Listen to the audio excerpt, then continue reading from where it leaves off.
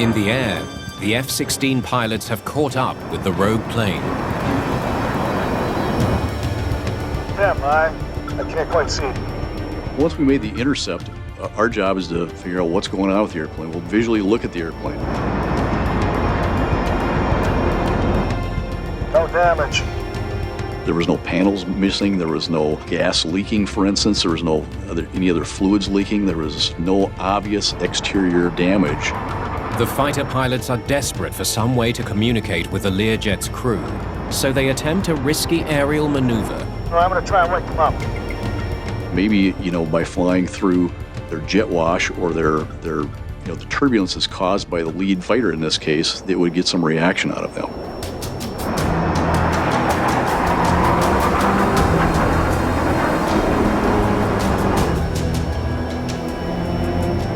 You're hoping you get some movement.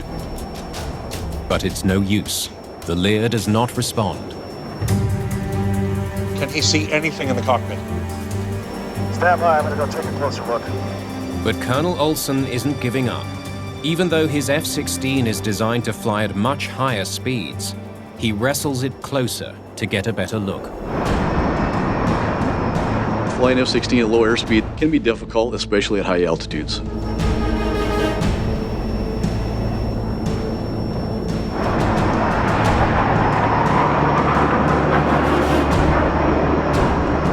Very strange sitting next to him, wondering what's going on inside the aircraft. The windows of the aircraft provide an ominous clue. No movement and the windows covered in frost. When the report came back that the windshield seemed to be iced over on the inside and that the cabin windows were all dark, that gave us pause for concern. If the people are conscious, they'd be trying to scrape away that condensation so they could see.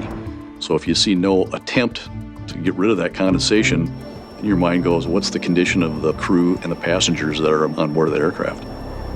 The grim reality of the situation sets in. The frosted over windscreen and a darkened cockpit and cabin indicated that the crew was probably no longer with us. The Learjet is now a ghost plane. Can we narrow down the crash site anymore? With no hope for the passengers and crew, the only focus now is on where the plane will come down. As NTSB investigators, we're very interested in where the aircraft would crash, obviously, because we had to get there as soon as we could. But all they can do is wait and watch.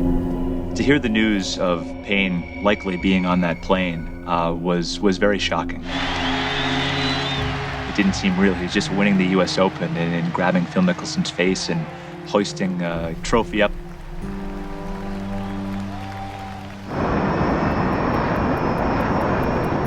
After nearly 4 hours in the air, the Learjet is approaching Aberdeen, South Dakota. Got it. It could go down any time. According to calculations, the jet is almost out of fuel. At 10 minutes past 12, it happens. One of the engines just flamed out and it started turning. I said something like, look out, the aircraft is turning. We don't know where this aircraft is going to go, but it's starting to move. The Learjet carrying Payne Stewart and 5 other people is falling from the sky. They're going down, they're going down. Where's it gonna hit?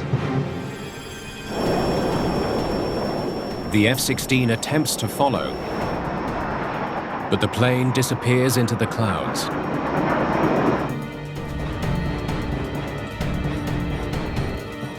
It drops below the radar.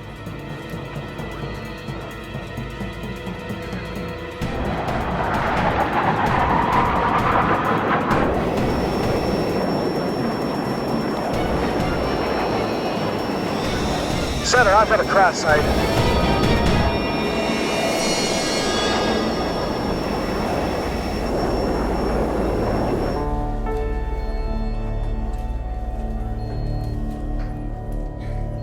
we all felt like we were pretty much just kicked in the guts, couldn't do anything. So it was a pretty bad day.